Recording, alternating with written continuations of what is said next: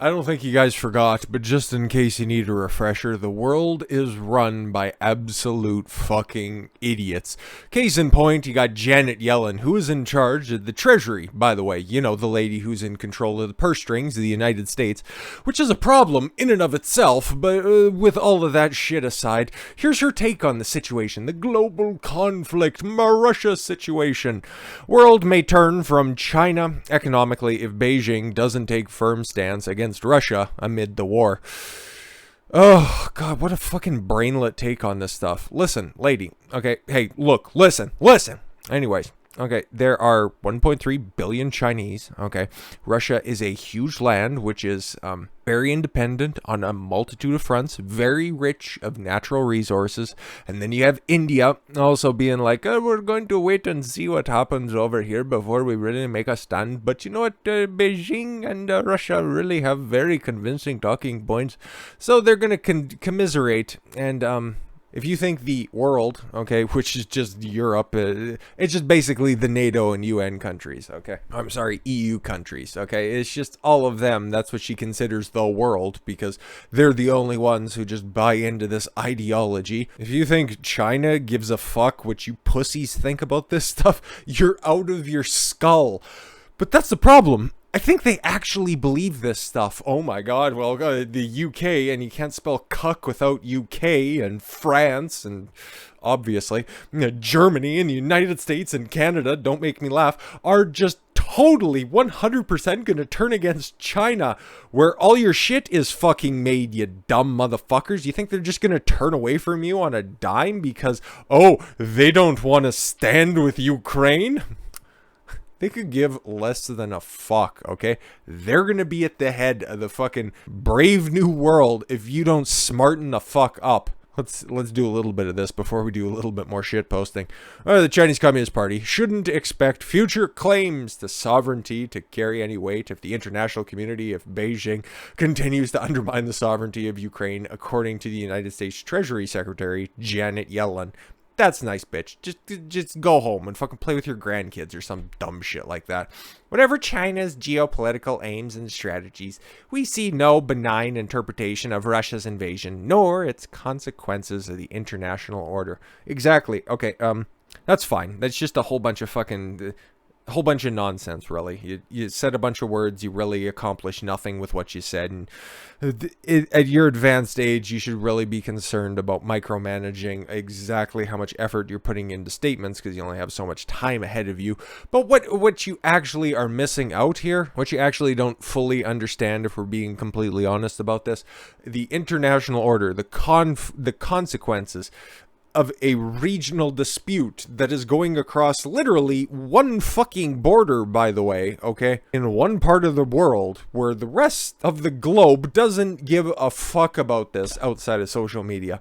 You just turn off the news sites, you turn off of some sects of social media, you wouldn't even know that there's a war going on right now. It's more or less a regional conflict that you guys are conflating into being some international spedfest. Fuck off. China cannot expect the global community to respect its appeals to the principles of sovereignty and territorial integrity in the future if it doesn't respect these principles now when it counts. Okay, point of order. You can't even... Janet Yellen, you should take a look at there's two borders, okay? Technically four, I know all that shit, but border countries, okay, to the United States. So one to the north and one to the south. What would you like to say about territorial integrity to the southern border? Because I'd like a statement on that. What do you think Beijing thinks about that fucking laughingstock that's going on down there? What do you think their take on that is? Do you think that they have any respect, or what their future thoughts on that would be if you're upholding your own principles? Wondering about the sovereignty and safety of somebody else's borders, meanwhile you couldn't give less of a fuck about your own. What do you think their perception of that is? Okay, just asking for a friend. Yellen's comments were in reference to the CCP's continued refusal to join the multilateral sanctions against the regime of Vladimir Putin and its invasion of Ukraine, and Beijing's refusal to denounce Russia's aggression. Yeah, because you know what? Hey, it's all that. It's just purely going after Putin and the people that are in his government, and it's just nothing petty, and it isn't expanding. Oh wait, it totally is. Because, okay, you have a Russian oligarch who hasn't lived in Russia for the fucking better part of a decade at this point. A guy who had all of his assets seized because, I don't know, pettiness by the world banks, and then he ended up having to sell off a premier football club, okay, like one of the biggest, Chelsea, right? It's like, to you guys stateside, that might not mean a lot, but that's like having to sell off the Boston fucking Red Sox, okay? Having to sell off the New England Patriots. Like, it's a big fucking deal. All for what? His home country engaged in a fucking conflict? Like, it makes no sense. And it's even going further than that. Take a look at the headline here, and we'll break this down a little bit. Roman Abramovich linked assets worth $7 billion seized in tax haven island of Jersey. How does that remotely concern the Ukraine-Russia war? I'm waiting. Small island in the English Channel is freezing assets linked to sanctioned Russian oligarch Roman Abramovich. Again, I would just love for these people to define what an oligarch is too, and just see if that definition matches up to the person that's there. Worth more than $7 billion, the latest in a series of crackdowns targeting the billionaire over his close ties to the Kremlin. His close ties, right? Can you point to any of them? Can you see them directly? Is there any paper trail on that? Nah, he's Russian, and he probably knows Putin or some shit like that. And he made a lot of money, so we're just going to go ahead and seize that. Okay, thanks. The Channel Island of Jersey, there's probably no fucking hairy chests and big gold chains that are over on that Jersey. A well-known tax haven with a reputation for attracting foreign investors, which it won't anymore if you're just out here seizing people's assets for no good fucking reason. What exactly has Abramovich actually done? Said its order was implemented after local authorities raided addresses that were suspected to be connected.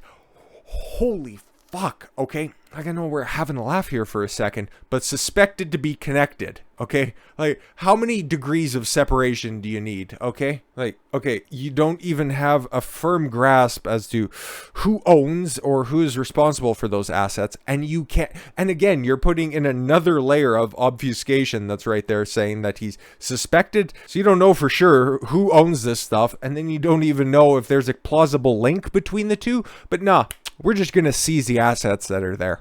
The frozen assets were either located in Jersey or owned by the business entities that are incorporated on the island.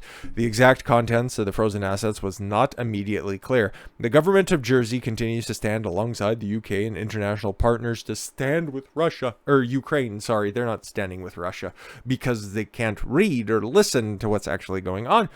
And has implemented all UK and UN sanctions deployed in response to Russia's actions against Ukraine. Again, so we're just going to punish a private citizen.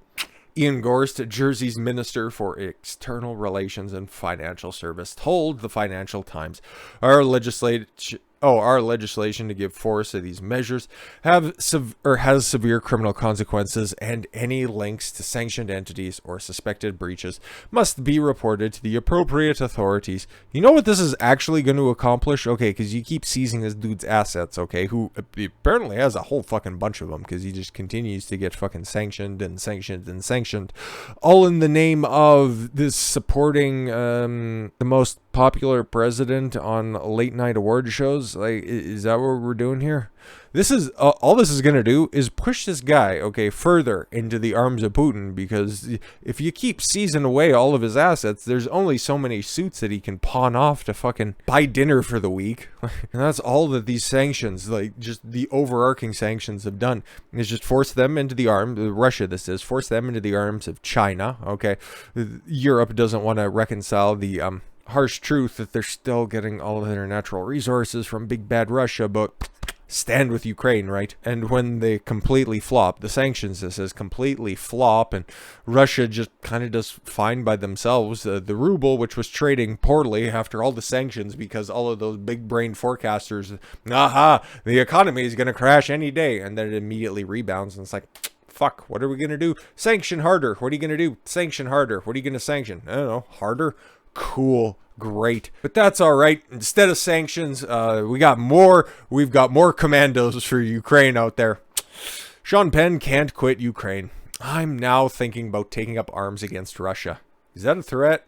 And again, hopefully he still has that shotgun that he was using during Hurricane Katrina cleanup efforts. You fucking dork. Left-wing Hollywood star. What? Okay, question. Just point of order. What was the last big movie that Sean Penn was in? I Am Sam, Mystic River. Maybe he's still method acting from I Am Sam. That would explain a lot. But he hasn't been in anything like recently that has made headlines. At least that's crossed my radar. Okay, he's been on a lot of news shows. Like you see the clip that's over there, but it's like outside of that, I don't fucking know. So to call him a star. Tread lightly. The Oscar-winning star has revealed how he's now considering returning to fight Russian forces. That's nice. I'm sure he definitely consider that. Maybe he'll bring his Oscar along with him, okay? He can go over there and say, hey, those guys are a bunch of fags. He can go over there and say that. Look, my intention is to go back into Ukraine. Oh, sorry, I should be using proper Spicoli accent. Look, my intention is to go back into Ukraine, but I'm not an idiot. No, I disagree. I disagree vehemently. I'm not certain what I can offer, right, dude? All right. If you've been in Ukraine, fighting has to cross your mind, and if you can kind of think what century this is, because I was at a gas station in Brentwood. I'm sure this is a very real, very legitimate story. The other day, and I seen these stickers that said, I did that with my man on the front of it, and I just couldn't stand for it any longer. Anyways, and I'm now thinking about taking up arms against Russia. What the fuck is going on? Hopefully he didn't swear on television. That would have been terrible. Penn said his desire to return stems in part from his own intellectual curiosity about the emotional and psychological effects of war. Ugh, cool. Maybe you should go over there. And you know what? Hey, if you would have just made a quicker decision on this, you could have caught a flight over to the area alongside Steven Seagal, who travels to Moscow for his 70th birthday party with some of Putin's closest henchmen and promises to stand by them through thick and thin. And for Steven Seagal recently, it's very thick. Steven Seagal has been filmed expressing his love and support for his close allies of Russian President Vladimir Putin during his lavish meal in Moscow on Sunday to celebrate his 70th birthday.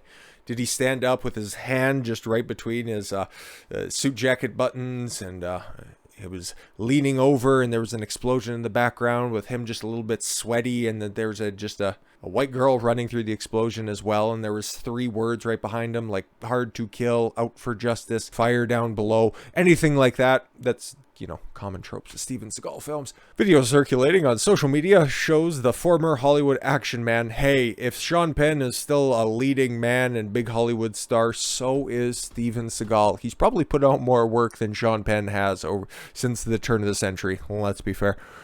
Surrounded by several Russian elites, probably caught in his orbit, targeted by Western sanctions amid Russia's war in Ukraine, polarizing Russian state television presenter Vladimir Solovyev. I have no idea. Maybe he is. Probably not. Don't know. Who has openly backed Putin's invasion. Well, it's a state-run television show. They probably just read what's on the fucking screen. Openly backed Putin's invasion and accused Britain of orchestrating the horrific scenes of civilian massacre in Bucha.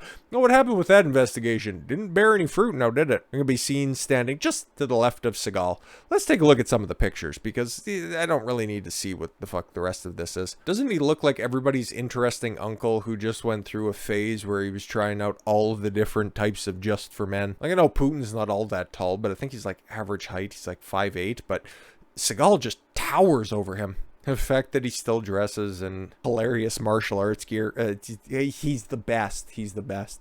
Most of us have friends and family in Russia and Ukraine, told Fox News Digital on April 10th, the day Seagal celebrated his birthday with Russian elites.